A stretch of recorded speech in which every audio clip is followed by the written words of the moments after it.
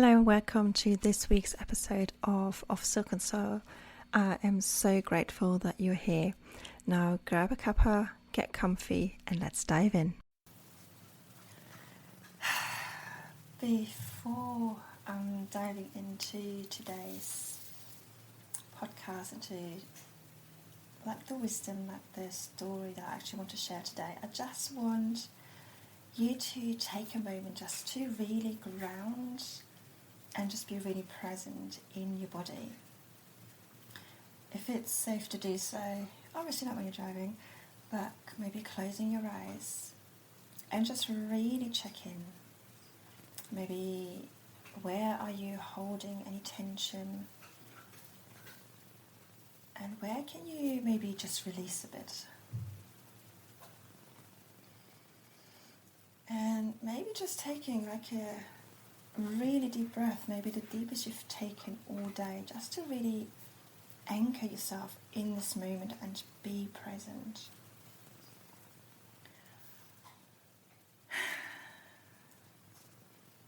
And these little check-ins don't have to take very long, but the more often we do them and just be present in our body, just being present what is moving through us, what is alive in us, will really help us get back to ourselves, which is why we're all here, right? Especially listening to this podcast. This is what it's all about.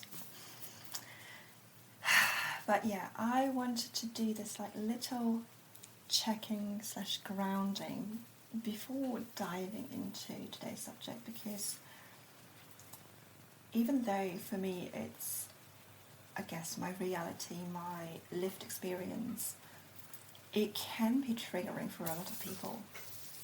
And whereas for me it's almost the norm, whatever norm is, right?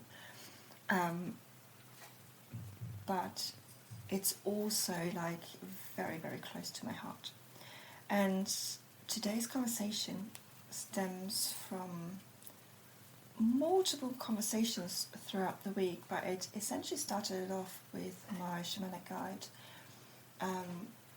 where I had my session with her this week, and we were looking at lost parts of myself and where I may have lost, parts of myself, because that's sort of what happens, where parts of me fragmented off. And not necessarily automatically, but part of me that was just oh, I think where part of me has left is there's different points in my life, but three really stand out, but two only are really relevant for today's episode. And it is cancer in my family. So I've lost my dad to cancer in 2012 after he was diagnosed about roughly a year prior to that, with a prognosis of having at least 10 years to live. Well, a year later he sadly passed away. And when we were sort of talking about it, it was just obviously my dad passed away, he died, he's not with us anymore. So yes, obviously part of me fragmented, part of me got lost. And I said quite openly, there's probably about 3 to 6 months that I still to this point cannot really remember what happened afterwards. I know I went to the funeral, I do remember the funeral, and I was off work for a while because I just couldn't. And it was just work, living on autopilot. And I know that obviously that's the trauma, my brain protected me from the trauma. And there was a point then afterwards when I was just really slowly getting back to myself, whatever that myself is. But what I actually said to her is the whole experience with my dad actually put me back into the path of myself, like the path that I was meant to be on, I guess. So when my dad got ill and everything, I was working like a 9 to 5 corporate job, you know, on paper, which I talk about this a lot. Like on paper, I was happy, I was living the life, I was living in Canary Wharf for a tech company, and, you know, I was earning good money, blah, blah, blah, blah. So on paper, I was happy, and obviously to a certain degree I was, but that is not the path that I was meant to be on, and I know that. Now, looking back now, I do know that.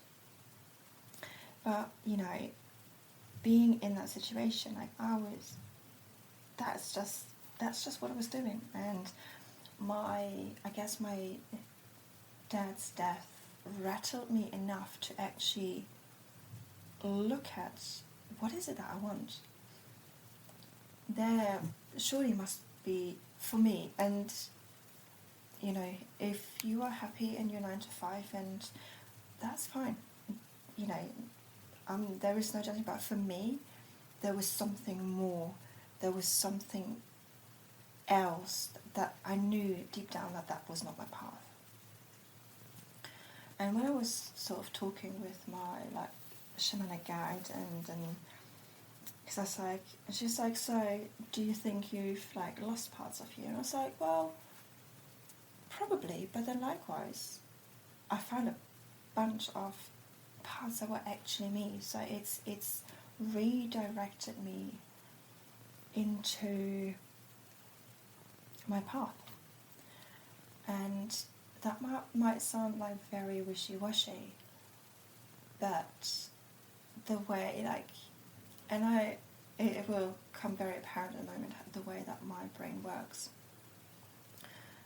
But yeah, I should move on because I just lost a thought there, which is fine. We know that this happens to me. So we then sort of moved on to look at, like, so when was there another time, like, birth being an obvious, almost like choice that, you know, so much happening, blah, blah, blah, blah. And I was like, well, yes, obviously, like, there's a lot during my pregnancy and when I was giving birth that didn't happen the way that I wanted to. But I was like, likewise, I was like, what happened afterwards probably, for some reason, broke me more comes to mind. I don't know why. I don't know if that's the right words either, but I'm just going to go with it. So when our daughter was about 10 weeks old, we found out that my husband has cancer. And I was telling my guide, like, I was, like, sitting on the floor with my daughter in the living room. My husband went to London. We weren't living in London at that point, we were living in the southeast, but he was, after, like, weeks of going from hospital to hospital, not knowing, them not telling him anything, he did phone me, and he did say to me that he had got cancer. And, like, sitting there with my 10-year-old, oh boy, like it was literally like the rug obviously was, like, pulled from underneath us, like, I guess the future that we somewhat envisioned. I say that because I don't think we've, like, really planned as such. But all of that was just was gone. And I was like on the phone with him. I was like, so okay, so what does that mean? What does this actually look like? What is the actual prognosis? What's the treatment? Is there treatment? And so I guess we were quite matter of fact about this. And unfortunately for us, it wasn't his first experience with cancer either. So he's lost his mum to cancer. So we've both lost a parent to cancer, which, you know, in itself is, I guess, quite unique. And so we were just like, so he told me like his cancer's on his eye. I think it's melanoma. It's a type of skin cancer, essentially. It just comes up in the eye. He did, you know, he explained to me that he has to have laser beam surgery in the hope that that will, like, destroy the cancer. And, you know, he went into all of this. So I was just like, okay, just go, you know, we hung up. And as soon as we hung up, like, my daughter was looking, maybe she was playing. My brain, so the way that apparently like fairly unique in the way that I deal with this is like my brain goes into overdrive. So for me, there was in no what's the word I'm looking for? No situation, no scenario. That's the word I'm looking for. Was there a chance that he wasn't going to make it? So in my head, I was just like, okay, so fine, we will need to, you know, we have a 10-month-old daughter. It was the day before her first wedding anniversary as well.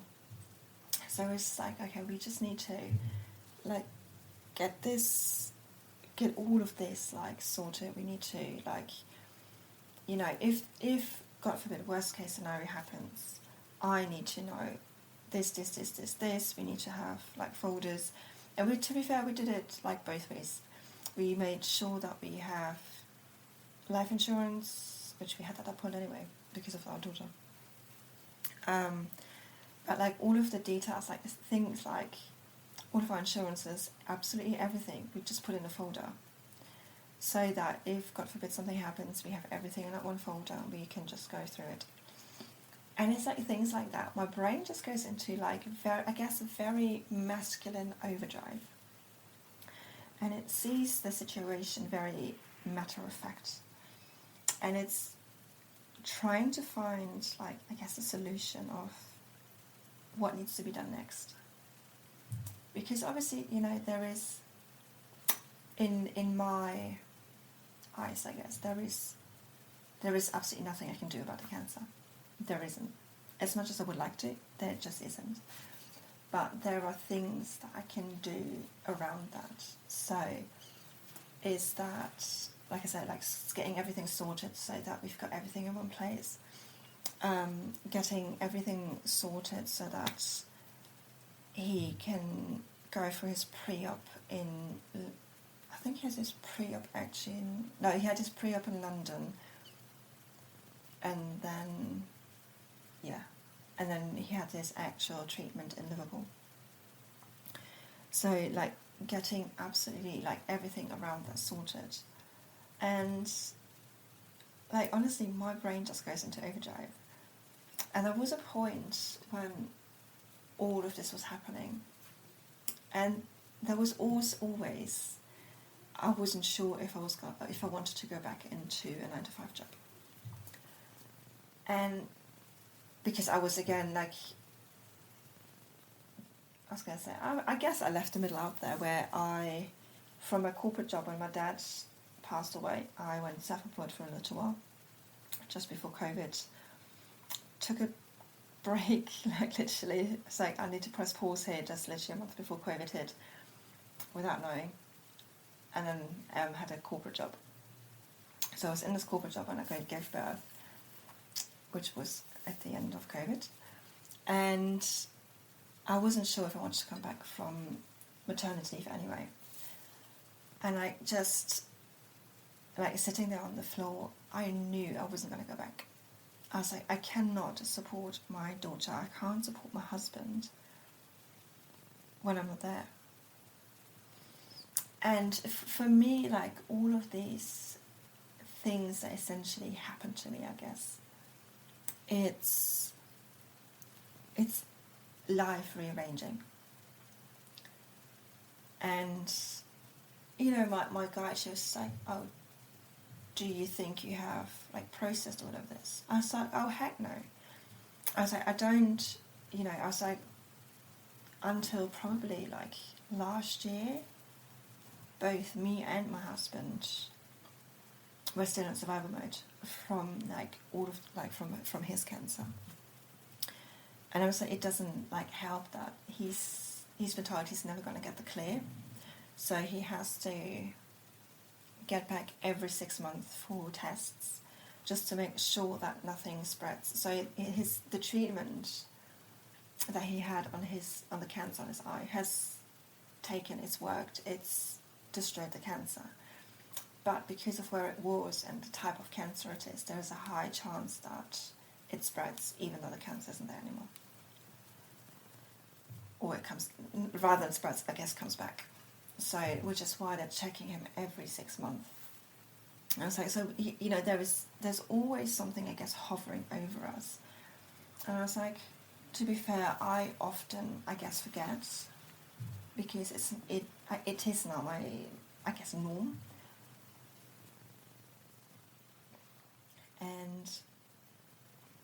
But it is there, and I was like, you know, and there's been like lots of thoughts around like going back to hospital for tests every 6 months, but I was like, for me, you know, if it comes back, which I hope it never will, but if it does, we will catch it early, and he will have a chance rather than it, you know, not being caught for possibly years. So it's, and she just looked at me and she's like,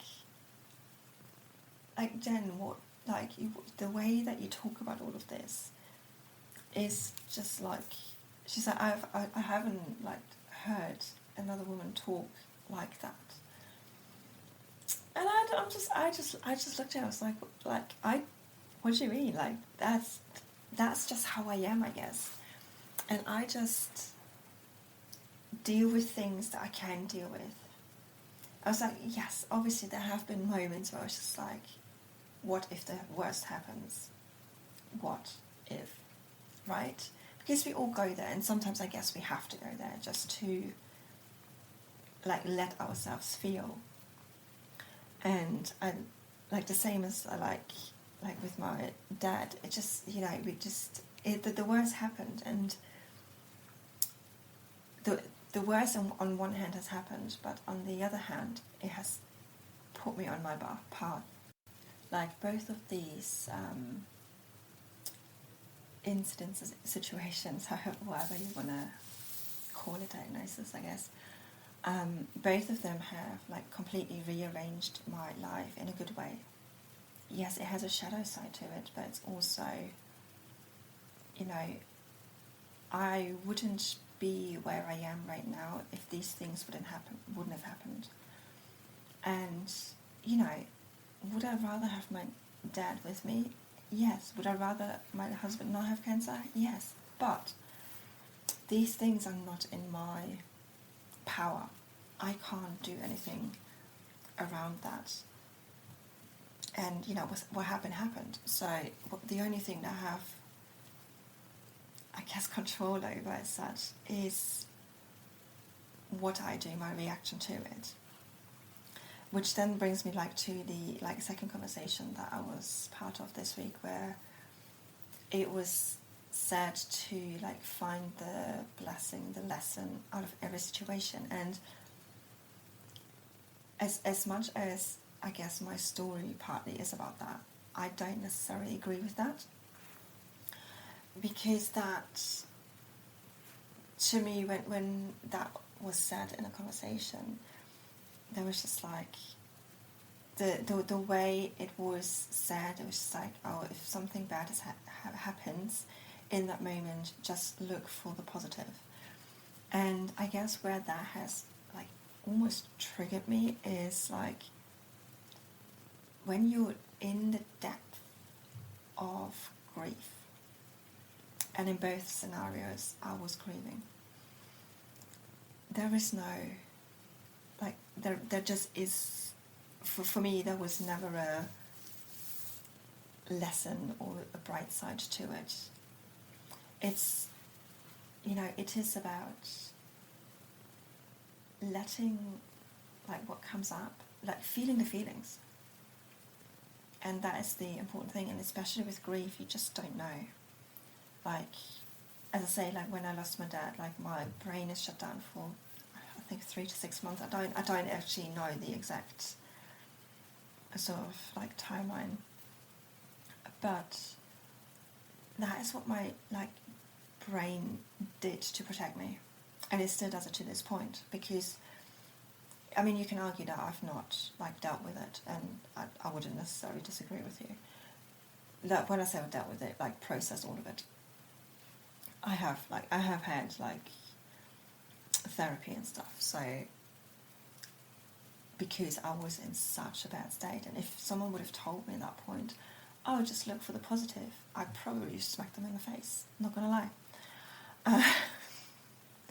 So, it's, I don't really know where I'm going with this today. I just felt like sharing this, like, these stories and I guess the different opinions, and that it's okay to, like, be in the thick of it and not know where it's going to take you, because, like, I didn't know where any of this is going to take me. And if you would have told me, like, 4 years ago, it was getting close to 4 years to the day, that, 4 years later we would, like, own our own house, like, would have moved counties, like moved like half the length of the country,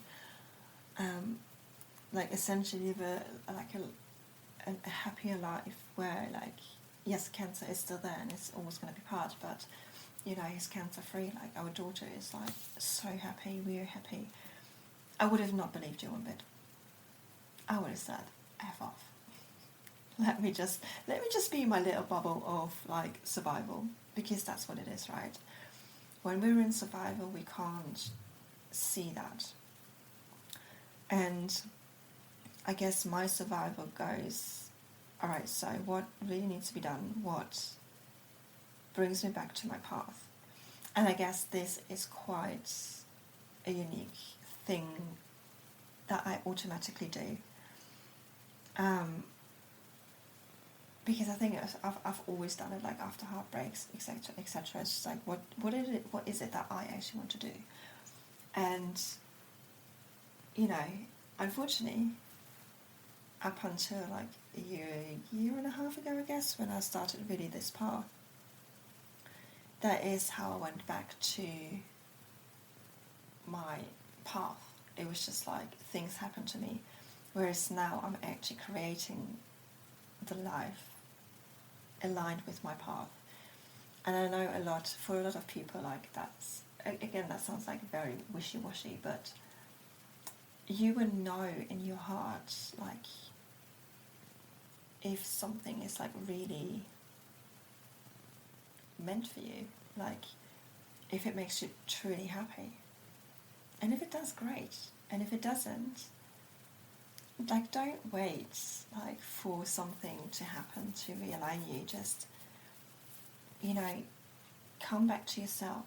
This is why I did this little grounding exercise in the beginning. Not only because it can be a heavy subject, but also because, like, let's just come back to ourselves, like, on a daily basis. Like, really connect with what is alive and what is true for you, and then operate from that space.